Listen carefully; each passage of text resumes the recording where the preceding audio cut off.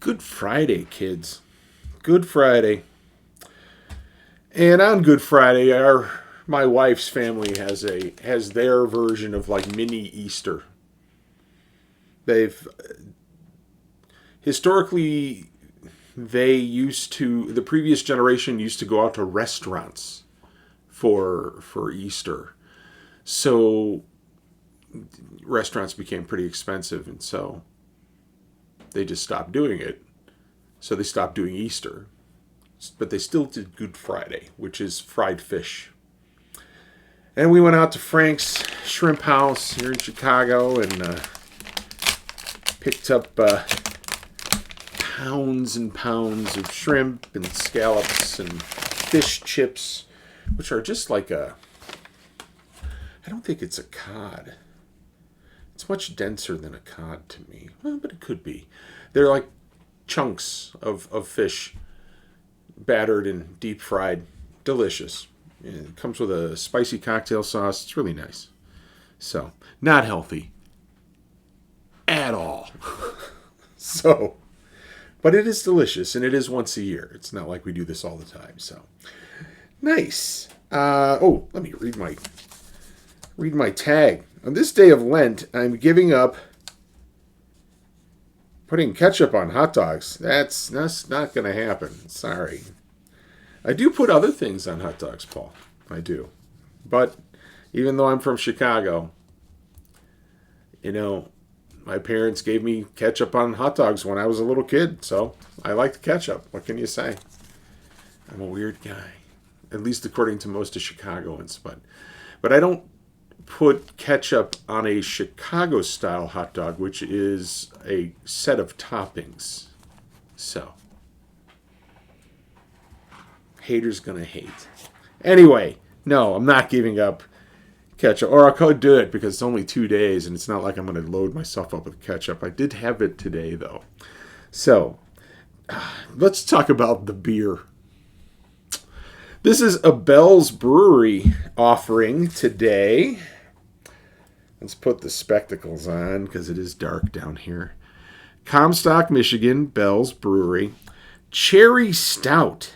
Stout brewed with cherry juice.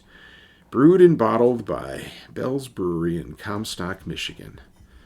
All right. It's got a nice little legend on the back. Oh, I love when a beer company feels that they need to give their beer just a little bit of an introduction. And that's nice. So, Ruby Black. This stout's signature tartness comes from cherries grown in Michigan's Traverse City region. Warm, dark chocolate notes come together with the cherries in a mysterious dance to create one of the cornerstones of Bell's Stout portfolio. Man, that sucks. I had that whole thing read beautiful and I messed it up at the end. That's okay. It's not like anyone was going to put that on a commercial. So, anyway, let's. It's funny because I saw the word Traverse, and of course, it's not pronounced that way for the city. It's Traverse City. So, anyway, government warning. Don't drive on any of the highways in Michigan if you're drunk and pregnant, because those highways, there's a lot of big potholes. So, all right, that's about it on the bottle. Let me give you guys a view of that. It has got some really nice art. I've always enjoyed Bell's bottles too. So here's that's nice. The exaggerated size of the cherries in relation to the cherry tree. They're wanting to make sure that you understand that it's cherries if you can't read the word cherry above it. So, cherry juice. That's interesting. I love cherries and I love cherry juice. I do know that cherry juice is incredibly tart and a little bit bitter if you don't mix a little sugar into it. But I am definitely interested in finding out how a stout brewed like that would be, because that's just, yeah. So anyway, let's give this thing a pour. I'm doing in the Fez Meets Beer mug tonight. It is definitely has a red tinge to it as I see it pour out of the bottle. Once it hits the glass, though, it is just dark. There's no light getting through it. So there's just a slight red tinge to the pour. Man. I suppose if I was like in brighter lighting, I might be able to see it. So, but anyway, no head on that. I poured it gently though, so it did fizz when I popped the bottle. So let's give it a sniff.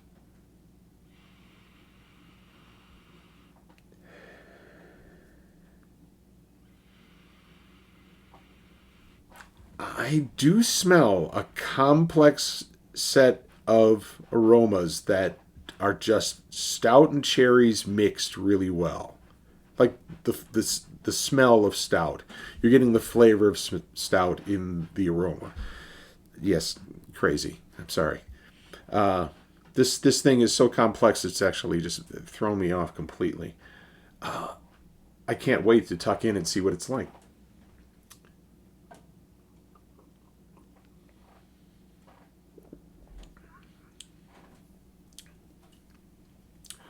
Wow.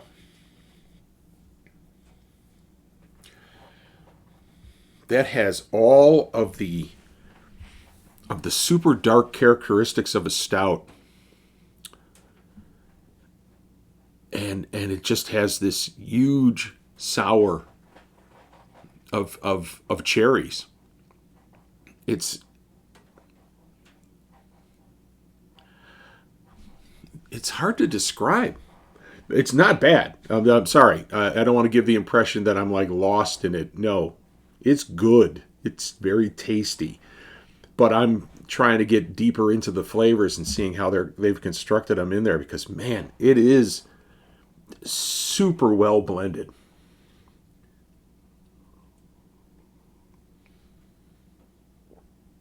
At the same time, it's a completely new flavor to me. I have never tasted anything like this. This is really, really good. It has all the best elements of stout. It's got that smokiness to it. You could taste the dark roast on the grains. You know, that's the flavor of the malt. And then you've got all of this pop from the cherry juice, which is crazy. If they use that as the sugar base, I know a lot of that flavor can be consumed by the yeast. So this was super sour because it is definitely it's like a fruited sour almost, but it's definitely cherry juice, not cherries. So yeah, there's no chunks of fruit in this at all. This is good. This is really good.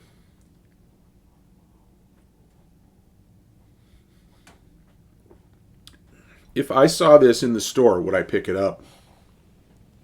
Yes. Oh, man. I have some people I'd like to share this with, both my sour friends and my stout friends. This is an interesting beer. I don't know if they've had it yet. I mean, Bell's, it's pretty available around here. And I could see my friends coming across this in a cooler case at their local liquor store and going, "Oh yeah, I'll pick that up and give it a try." So they could have grabbed it already. But if not, man, I think they'll be happy I introduced them to it. So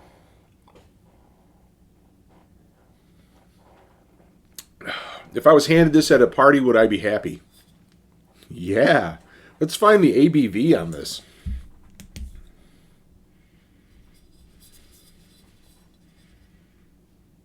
7% alcohol by volume. Ooh, that's a strong beer. It's good. Not as high as some that we've had, but it's not like a drink a six pack beer. Because if you drink a six pack of this, you're definitely not operating a motor vehicle in the state of Michigan. Okay, especially not on the highways. So, it's winding down, kids. Good Friday. got Holy Saturday, and then it's Easter Sunday. And that is the end of the Lenten beer calendar, sponsored by Big Tall Paul. He's in rough shape right now. Got his car jacked when he was out Ubering. And, pardon me. He's got a GoFundMe out there that I've already dropped some money into because, Big Tall Paul, he's a friend of the channel, so I try to support him. So I'll put the link to his GoFundMe down in the description. I don't know if that'll get me in trouble with YouTube or not, but what can I say? It's a charity thing. So I am going to take my leave of you folks and enjoy the rest of this beer without having to think about what to say next on the video, especially since this is not my first beer of the evening. I did not drive home from Good Friday. So anyway, I will talk to you guys tomorrow when I got another really good beer to share. Thanks.